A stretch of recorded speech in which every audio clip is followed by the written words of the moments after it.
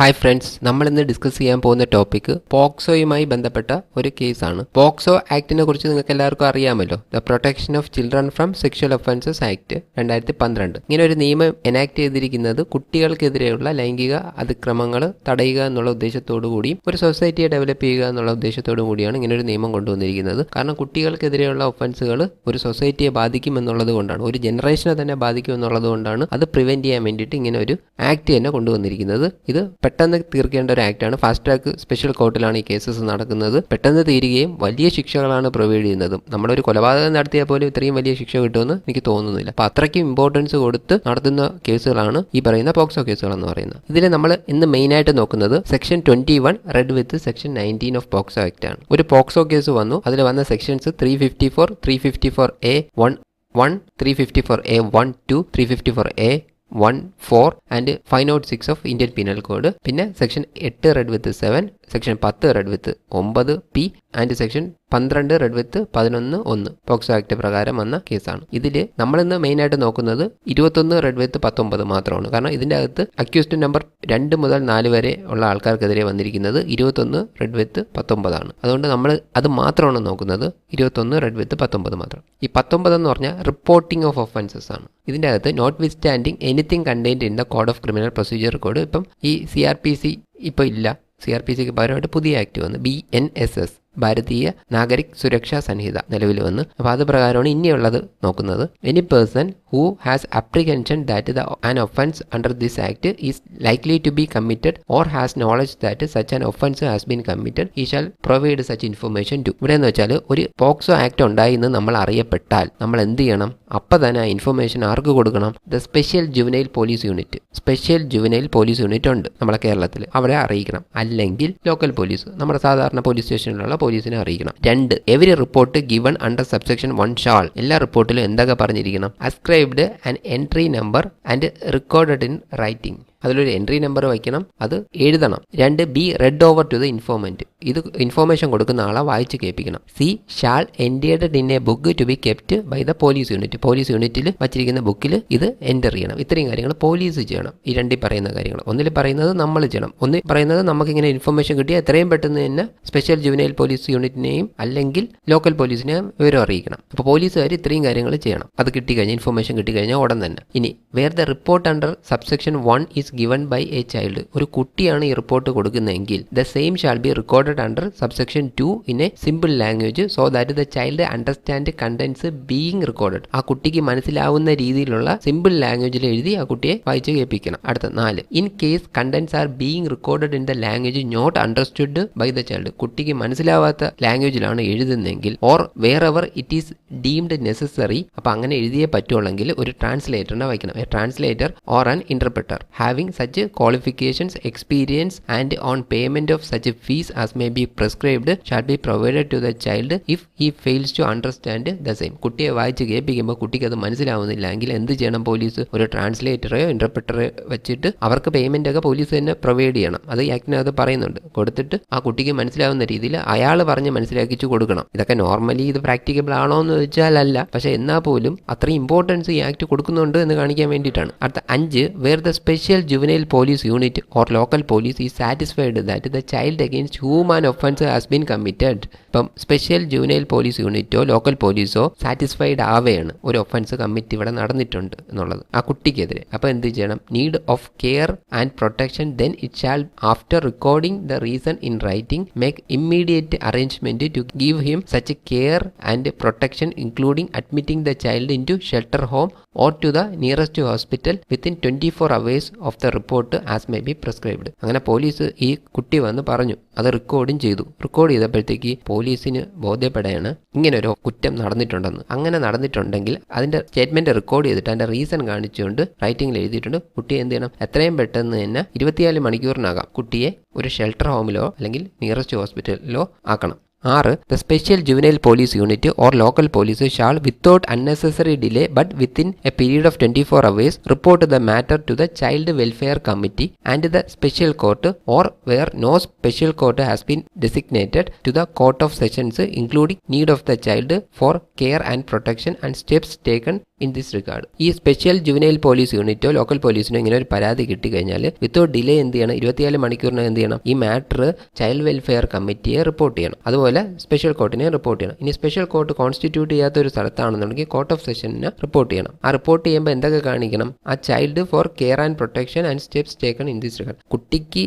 വേണ്ട നീഡ്സും ആ കുട്ടിയുടെ കെയറും പ്രൊട്ടക്ഷനും വേണ്ടി എന്തൊക്കെ സ്റ്റെപ്സ് അവർ എടുത്തിട്ടുണ്ട് എന്നുള്ളതും കൂടെ ആ റിപ്പോർട്ടിനകത്ത് കാണിക്കണം. 7. No person shall incur any liability whether civil or criminal for giving the information in good faith for such a purpose of section 1. ഇനി ഗുഡ് ഫെയ്ത്തിലാണെന്നുണ്ടെങ്കിൽ ഒരു ഇൻഫർമേഷൻ കൊണ്ടുവന്ന് നമുക്ക് തരുന്ന ഒരു വ്യക്തിക്കെതിരെ അദ്ദേഹം അതിൽ ഉൾപ്പെട്ടിട്ടില്ല എങ്കിൽ അവർക്കെതിരെ സിവിലോ ക്രിമിനലോ ആക്ഷൻ ഒന്നും തന്നെ എടുക്കാൻ പാടില്ല. അദ്ദേഹം ഗുഡ് ഫെയ്ത്തിലാണ് വന്ന് പറയുന്നതെങ്കിൽ അദ്ദേഹത്തിന് അതിൽ ഉൾപ്പെടുത്താനും പാടില്ല. ഇതാണ് ഇതിൻ്റെ അകത്ത് പറഞ്ഞിട്ടുള്ളത്. അടുത്തതായിട്ട് നമുക്ക് സെക്ഷൻ 21 ആണ് നോക്കേണ്ടെങ്കിലും 20 കൂടെ നോക്കേണ്ട കാര്യമുണ്ട്. കാരണം ഇതുമായിട്ട് ബന്ധപ്പെട്ട് വരുന്ന ഒരു കാര്യമാണ്. സെക്ഷൻ 20 പറഞ്ഞിരിക്കുന്ന obligation of media, studio and photographic facilities to report cases. Any personnel of the media or hotel or lodge or hospital or club or studio or photographic facilities by whatever name called, irrespective of the number of persons employed therein, shall on coming across any material or object which is sexually exploitative of the child, including pornographic, sexually related or making obscene representation of a child or children through the use of any medium, shall provide such information to the special juvenile police unit or to the local police as the case may be. ഇത് മീഡിയയ്ക്കൊക്കെ ഉള്ള ഒരു കാര്യമാണ്. അതുപോലെ തന്നെ ഈ ഹോട്ടലോ ലോഡ്ജോ ഹോസ്പിറ്റലോ ക്ലബ്ബോ studio photographic facilities ഉള്ള അവർക്ക് എന്തെങ്കിലും ഇതുമായിട്ട് ബന്ധപ്പെട്ട് കുട്ടികളുമായി ബന്ധപ്പെട്ട ലൈംഗികതയുള്ള എന്തെങ്കിലും കിട്ടുകയാണെങ്കിൽ, അത് ഫോട്ടോഗ്രാഫോ അല്ലെങ്കിൽ വീഡിയോ എന്തെങ്കിലും ഒബ്സീൻ കണ്ടന്റ്സോ എന്തെങ്കിലും കിട്ടുകയാണെങ്കിൽ അവരെന്ത് ചെയ്യണം, അത് ആ ഇൻഫർമേഷൻ സ്പെഷ്യൽ ജുവനൈൽ പോലീസ് യൂണിറ്റിനെയോ ലോക്കൽ പോലീസിനെയോ അറിയിച്ചിരിക്കണം. സെക്ഷൻ 21 പറഞ്ഞിരിക്കുന്നത് punishment for failure to report or record a case. ഇങ്ങനെ നടന്ന പോക്സോ ഒഫൻസ് നടന്നതായിട്ട് അറിയുകയോ അതിന്റെ വീഡിയോ മറ്റോ എന്തെങ്കിലും കിട്ടുകയോ ചെയ്തിട്ട് അത് റിപ്പോർട്ട് ചെയ്യാതിരുന്നാൽ, അല്ലെങ്കിൽ അങ്ങനെ ഒരു റിപ്പോർട്ട് കിട്ടിയിട്ട് സ്റ്റേറ്റ്മെന്റ് റെക്കോർഡ് ചെയ്യാതിരുന്നാൽ ഉള്ള ഒഫൻസ് ആണ് ഇതിൽ പറയുന്നത്. Any person who fails to report the commission of an offence under subsection 1 of section 19 or section 20 or who fails to record such offense under subsection 2 of section 19 shall be punished with imprisonment of either description which may extend to 6 months or with fine or with both. അതായത് ഒരു case report ചെയ്യാതിരുന്നാൽ 19 പറയുന്നതും 20 പറഞ്ഞ രീതിയിൽ photograph video എന്തെങ്കിലും കുട്ടികളെ കിട്ടിയിട്ടുണ്ടെങ്കിൽ അത് അറിയിക്കാതിരുന്നാൽ, അതുപോലെ ഹോസ്പിറ്റൽ സ്റ്റുഡിയോ അങ്ങനെയുള്ള കാര്യങ്ങൾ അവർക്കൊക്കെ ഇതിന്റെ ഇൻഫർമേഷൻ കിട്ടി അറിയിക്കാതിരുന്നാൽ, പിന്നെ ഇനി ഇൻഫർമേഷൻ മറ്റേതിൽ പറഞ്ഞത് 19 പറഞ്ഞ് നമുക്ക് ആർക്കായിരുന്നാലും ഒരു ഇൻഫർമേഷൻ കിട്ടിയിട്ടുണ്ടെങ്കിൽ ഇങ്ങനെ ഒരു സംഭവം നടന്നു, പോക്സോ ഒഫൻസ് നടന്നിട്ടുണ്ട് എന്നവർക്ക് ബോധ്യപ്പെട്ട്, എന്നിട്ട് അവരത് പോലീസിനെയോ അല്ലെങ്കിൽ സ്പെഷ്യൽ ജുവനൈൽ പോലീസ് യൂണിറ്റിനെയോ അറിയിക്കാതിരുന്നാൽ, അതുപോലെ ഈ പോലീസിന് ഇവർക്ക് ഇൻഫർമേഷൻ കിട്ടിയിട്ട് അത് റെക്കോർഡ് ചെയ്തിരുന്നാൽ, അങ്ങനെ ചെയ്തു കഴിഞ്ഞാലുള്ള ശിക്ഷ എന്ന് പറയുന്നത് 6 മാസം വരെ തടവോ പിഴയോ രണ്ടും കൂടിയോ ലഭിക്കും. Any person being charge of a company or institution by whatever name called who fails to report the commission of an offence under subsection 1 of section 19 in respect of a subordinate under his control shall be punished with imprisonment for a time which may extend to 1 year with fine. ഇനി അതൊരു ചെയ്യുന്നത് കമ്പനിയോ ഇൻസ്റ്റിറ്റ്യൂഷനോ ആണെങ്കിൽ, എന്ത് തരത്തിലുള്ള company ആണെങ്കിൽ പോലും അങ്ങനെ ഒരു കമ്മീഷൻ ആ ഒരു ക്രൈം റിപ്പോർട്ട് ചെയ്തിട്ടില്ലെങ്കിൽ അവർക്ക് 1 വർഷം വരെ തടവും പിഴയും ലഭിക്കും. ഇതിൽ സബ്സെക്ഷൻ 1 പറയുന്നതിൽ കുട്ടികൾക്ക് ഇത് ബാധകമല്ല. ഒരു കുട്ടിയാണ് ഇത് അറിയുന്നതെങ്കിൽ അവരത് റിപ്പോർട്ട് ചെയ്തില്ലെങ്കിൽ കുട്ടികൾക്കെതിരെ കേസെടുക്കാനായിട്ട് പറ്റത്തില്ല. ബാക്കി എല്ലാവർക്കെതിരെ കേസെടുക്കാനായിട്ട് സാധിക്കും. ഇതാണ് സെക്ഷൻ 19, 20, 21 ഇതിനകത്ത് പറയുന്നത്. ഇതാണ് നമ്മളിന്ന് നോക്കുന്നത്. ഇതുമായി ബന്ധപ്പെട്ട് വന്ന ഒരു കേസാണ്. ഇവിടെ കേസ് കോഷ് ചെയ്യാൻ വേണ്ടി ഹൈക്കോടതി വന്നിരിക്കുന്ന ഒരു കേസാണിത്. ഇവിടെ നടന്ന കേസ് എന്തെന്ന് വെച്ചാൽ, ഒരു സ്കൂളിലാണ് ഈ സംഭവം നടന്നത്. അതിൽ പ്രതികളെന്ന് പറയുന്നത് ഈ കേസിലെ 2-3 പ്രതികളായിട്ടാണ് ഉൾപ്പെടുത്തിയിരിക്കുന്നത്. അവരാണ് ഈ കേസ് കോഷ് ചെയ്യാനായിട്ട് കോടതിയിൽ വന്നിരിക്കുന്നത്. അതിൽ ഒരാൾ പ്രിൻസിപ്പളും അവിടുത്തെ ഒരു ടീച്ചറുമാണ്. ഇവിടുത്തെ കേസ് എന്തെന്ന് വെച്ചാൽ, ഒരു സ്റ്റുഡന്റ് ഒരു ഇൻഫർമേഷൻ സ്കൂളിൽ കൊടുത്തു. സംഭവം നടന്ന 1 ദിവസം കഴിഞ്ഞിട്ടാണ് കൊടുത്തത്. അത് തൊട്ടടുത്ത ദിവസമാണ് അവർ പോലീസിനെ റിപ്പോർട്ട് ചെയ്യുന്നത്. അതും മീറ്റിംഗ് ഒക്കെ വിളിച്ച് ചേർത്ത് PTA മീറ്റിംഗും എല്ലാം വിളിച്ച് ചേർത്തതിന് ശേഷമാണ് അത് പോലീസിനെ അറിയിച്ചത്. അവിടെ പറഞ്ഞൊരു കാര്യം എന്താണെന്ന് വെച്ചാൽ, ഇത് 1-ാം പ്രതിക്കും ഫാമിലിയും ഉണ്ട്. അപ്പോൾ ഇതെല്ലാവരുമായിട്ടൊന്ന് ഡിസ്കസ് ചെയ്തിട്ടാണ് അവർ അയച്ചത്. അപ്പോൾ ഇത് ഒരു കാലതാമസം ഉണ്ടോ എന്നുള്ളതാണ് ക്വസ്റ്റ്യൻ. ഇവിടെ വന്ന കോടതിയുടെ മുമ്പ് വന്ന ക്വസ്റ്റ്യൻ എന്ന് പറഞ്ഞു കഴിഞ്ഞാൽ, നമ്മൾ ഈ ഒരു പോക്സോ കേസ് അറിഞ്ഞു കഴിഞ്ഞാൽ ഉടൻ തന്നെ അത് പോലീസിന് റിപ്പോർട്ട് ചെയ്യണം. എത്രയും പെട്ടെന്ന് തന്നെ റിപ്പോർട്ട് ചെയ്യണം. അത് വച്ചുകൊണ്ടിരിക്കാൻ പാടില്ല എന്നുള്ളതാണ് ഇതിൽ നിന്ന് നമുക്ക് കിട്ടുന്ന ഒരു മെസ്സേജ്. ഏജ്, അതായത് ഇത് 16-11-22 നടന്ന ഒരു സംഭവം 17-11-22 കുട്ടി സ്കൂളിൽ അറിയിക്കുന്നത്. അവർ 18-11-22 പോലീസിനെ അറിയിച്ചു. പക്ഷെ അത് ഒരു ദിവസം ലേറ്റ് ആയി പോയി എന്നുള്ളതാണ് പോലീസിന്റെ കേസ്. അതിന് വേണ്ടിയിട്ട് ആ സ്കൂളിലുള്ള തന്നെ ഒരു കൗൺസിലർ റിപ്പോർട്ടും ചെയ്തു. അത് ടീച്ചർമാരുടെ ഒരു പോലീസിനെ അറിയിക്കാനുള്ള ഒരു വൈമുഖ്യമാണ് ഇതിന് കാരണം. അതുകൊണ്ടാണ് ഈ കേസ് ഒരു ദിവസം ലേറ്റായി റിപ്പോർട്ട് ചെയ്തിരിക്കുന്നത് എന്നുള്ളത് ഒരു കൗൺസിലറിനെ കൊണ്ട് തന്നെ പോലീസ് സ്റ്റേറ്റ്മെന്റ് എടുത്ത് അത് കോടതിയിൽ വെച്ചിട്ടാണ് ഇവരെ ഉൾപ്പെടുത്തിയിരിക്കുന്നത് ഈ കേസിനകത്ത്. അപ്പോൾ ഇവിടെ വന്ന ക്വസ്റ്റ്യനും അതാണ്. നമ്മുടെ ഈ ആക്ടിനകത്ത് നമ്മുടെ സെക്ഷനൊക്കെ നോക്കിയായിരുന്നു നേരത്തെ, അതിൻ്റെ അകത്തും പറഞ്ഞിട്ടുണ്ട് അത് പോലീസിനെ റിപ്പോർട്ട് ചെയ്യണമെന്നുള്ളതാണ്, എത്രയും പെട്ടെന്ന് എന്നാണ് പറഞ്ഞിരിക്കുന്നത്. അതിൻ്റെ സമയം എന്നുള്ളതാണ് ഇപ്പോഴത്തെ ഇത്ര സമയം കഴിഞ്ഞ് റിപ്പോർട്ട് ചെയ്യണം എന്നുള്ളതാണ് ഇവിടെ വരുന്ന ഒരു ക്വസ്റ്റ്യൻ എന്ന് പറഞ്ഞാൽ. അത് ഒരുപാട് ലേറ്റായി പോയോ എന്നുള്ളതാണ്. ഇനി അവർക്ക് അത് ചെയ്യണമെന്നുള്ള ഇൻറ്റൻഷൻ ഇല്ലായിരുന്നോ എന്നൊക്കെ ഉള്ളതാണ് ഒരു കാര്യം എന്ന്. പക്ഷേ ഇൻറ്റൻഷൻ എന്ന് പറയുന്നത് പ്രൂവ് ചെയ്യാനായിട്ട് ഭയങ്കര ബുദ്ധിമുട്ടാണ്. അവർക്ക് അങ്ങനെ ഒരു ഇൻറ്റൻഷൻ ഉണ്ടോ, അത് ആരുടെങ്കിലും പറഞ്ഞ് ആ സ്റ്റേറ്റ്മെൻ്റ് ഒക്കെ എടുത്തിട്ടേ അത് പറ്റത്തുള്ളൂ. അങ്ങനെ ഒരു സ്റ്റേറ്റ്മെൻറ്റ് പോലീസ് എടുത്തിട്ടുണ്ട്. പക്ഷേ എന്തായിരുന്നാലും ഇവിടെ അങ്ങനെ ഒരു ക്വസ്റ്റ്യൻ വന്നിട്ടുണ്ട്. ഒരു ദിവസം എന്ന് പറയുന്നത് പിറ്റേ ദിവസം തന്നെ റിപ്പോർട്ട് ചെയ്തു. അതൊരു വലിയൊരു ഡിലേ ആണോ എന്നുള്ളതാണ് ഇവിടെ വരുന്ന question. Radhakrishna S Naik versus state of Kerala എന്ന് പറയുന്ന കേസാണ് കോടതി ഡിസ്കസ് ചെയ്തത്. അതിൽ പറഞ്ഞെന്ന് വെച്ചാൽ, this going through the statutory wording under 19(1) of the POCSO act, it is emphatically clear that a duty is cast upon a person who has apprehension that an offence under this act is likely to be committed or has knowledge that such an offence has been committed to provide such information to the police. But when a person notices that an offence under the POCSO Act has been committed and failed to inform the same within a reasonable time, definitely he is said to have committed offence punishable under section 19(1) of the POCSO Act. അതായത് ഒരു കാര്യം, ഒരു offence നടന്ന കാര്യം ഒരാളുടെ നോളജിൽ എത്തിക്കഴിഞ്ഞാൽ ആ information പോലീസിൻ്റെ അടുത്ത് പറയണം. ഇവിടെ പറഞ്ഞിരിക്കുന്ന സമയം എന്ന് പറഞ്ഞാൽ റീസണബിൾ സമയമാണ്. അവരെ അറിയിക്കാനായിട്ട് ഫെയിലായി ഇൻഫോം ചെയ്യാനായിട്ട്, അല്ലെങ്കിൽ ഇൻഫോം ചെയ്തിട്ടില്ല എങ്കിൽ അത് ഈ പറയുന്ന സെക്ഷനിൽ അട്രാക്ട് ചെയ്യും, കേസാവും. അപ്പോൾ ഇവിടെ റീസണബിൾ ടൈം എന്നാണ് പറഞ്ഞിരിക്കുന്നത്. അപ്പോൾ ഈ കോടതി ഇത് പരിഗണിച്ചപ്പോഴത്തേക്ക് കോടതി വിധിയിട്ട് എങ്ങനെയെന്ന് വെച്ചാൽ, if there is an omission even after getting information to report the crime to the police at least within 24 hours. അതായത് ഒരു ഇൻഫർമേഷൻ കിട്ടി കുറഞ്ഞത് ഒരു 24 മണിക്കൂറിനകമെങ്കിലും പോലീസിനെ അറിയിക്കണം. The offence punishable under 19(1) of POCSO act would get attracted. അങ്ങനെ ചെയ്തില്ല എങ്കിൽ 19(1) എന്ന് പറയുന്ന സെക്ഷൻ അട്രാക്ട് ചെയ്യും. അല്ലെങ്കിൽ നമ്മൾ എന്തുകൊണ്ടാണത് ആ റീസൺ ഇത്രയും ലേറ്റ് ആയെന്നുള്ള റീസൺ അവർ കാണിക്കേണ്ടതായിട്ട് വരും. To be more explicit on getting information regarding the crime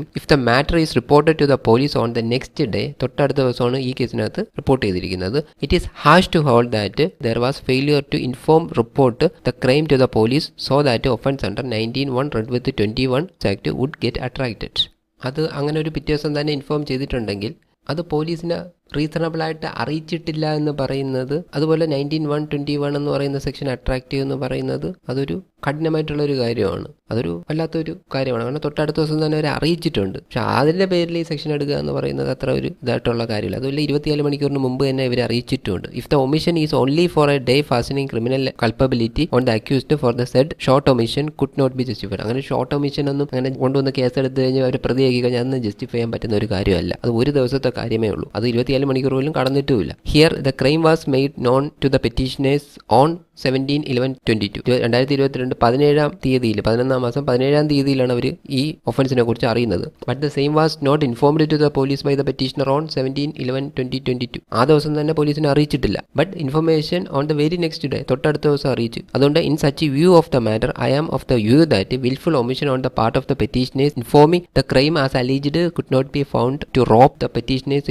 into this crime with the aid of section 19 read with 21 of the POCSO Act. അങ്ങനെ ഈ ഒരു ദിവസം മാത്രം വിട്ടുപോയി എന്ന് പറഞ്ഞിട്ട് ഈ പറയുന്ന സെക്ഷന്റെ എയ്ഡോടുകൂടി അവർക്കെതിരെ കേസെടുത്തെന്ന് പറയുന്നത് ജസ്റ്റിഫൈ ചെയ്യാൻ പറ്റുന്ന കാര്യമല്ല. അതുകൊണ്ട് തന്നെ ഈ കേസെടുത്തത് ശരിയല്ല. In the result this petition stands allowed and annexure B final report in the crime number ഇന്ന ക്രൈം ഇന്ന പോലീസ് സ്റ്റേഷനിൽ ഇപ്പം പെൻഡിങ് ആയിട്ട് കിടപ്പുണ്ട്. ഫാസ്റ്റ് ട്രാക്ക് കോടതിയിൽ, പോക്സോ കോടതിയിൽ ആ കേസ് 2-3 പ്രതികൾക്കെതിരെയുള്ള കേസ് കോഷ് ചെയ്യുന്നു. കാരണം ഇതൊരു വിൽഫുൾ ഒമിഷൻ അല്ല. കാരണം ഒരു ദിവസം പോലും ആയിട്ടില്ല, 24 മണിക്കൂർ പോലും ആയിട്ടില്ല. അതുകൊണ്ട് അതൊരു വിൽഫുൾ ഒമിഷൻ അല്ല എന്ന് പറഞ്ഞ് കോടതി അവരെ വെറുതെ വിടുകയാണ്. അപ്പോൾ ഇതിൻ്റെ അകത്ത് നമുക്ക് കിട്ടിയത് ആ റിപ്പോർട്ടിംഗ് ഓഫ് കേസസ് അത്രയും ഇമ്പോർട്ടൻ്റ് ആണ്. പ്രത്യേകിച്ച് സ്കൂളിലുള്ള ഒരു അധ്യാപകർ, ഇപ്പോൾ ഗവൺമെൻറ് സ്കൂളിലൊക്കെ ഉള്ള അധ്യാപകരാണ് ഇത് റിപ്പോർട്ട് ചെയ്യാതിരിക്കുന്നതെങ്കിൽ അവരുടെ ജോലി തന്നെ ചിലപ്പോൾ അവർക്ക് ടെർമിനേറ്റ് ചെയ്യപ്പെടും. പിന്നെ റിപ്പോർട്ട് ചെയ്യുന്നത് ഒരുപാട് വൈകിപ്പോയാലും ഇപ്പോൾ 24 മണിക്കൂറാണ് നമ്മളെ മിനിമം ടൈം എന്ന് പറയുന്നത്. അത് കഴിഞ്ഞ് റിപ്പോർട്ട് ചെയ്യുമ്പോൾ ഓരോ സമയത്തും റിസ്ക് ആണ്. അങ്ങനെ പോലീസ് ഒരു കേസ് എന്തെങ്കിലും രീതിയിൽ നമുക്കെതിരെ എടുത്ത് നമ്മളും അതിൽ ഇൻവോൾവ് ആയിപ്പോകും. അതുകൊണ്ട് അത് വളരെ കെയർഫുൾ ആയിട്ട് സൂക്ഷിക്കേണ്ട ഒരു കാര്യമാണ്. അത്രയും ഇമ്പോർട്ടൻ്റ് ആയിട്ടുള്ള നിയമം ആയതുകൊണ്ടാണ് ഇത്. ബാക്കിയുള്ള ഒഫൻസ് ഒക്കെ ആണെങ്കിൽ നമുക്ക് എത്തി വൈകിയാലും അത് അത്രയ്ക്ക് വലിയ ഇഷ്യൂ നമുക്ക് വരത്തില്ല. ഇത്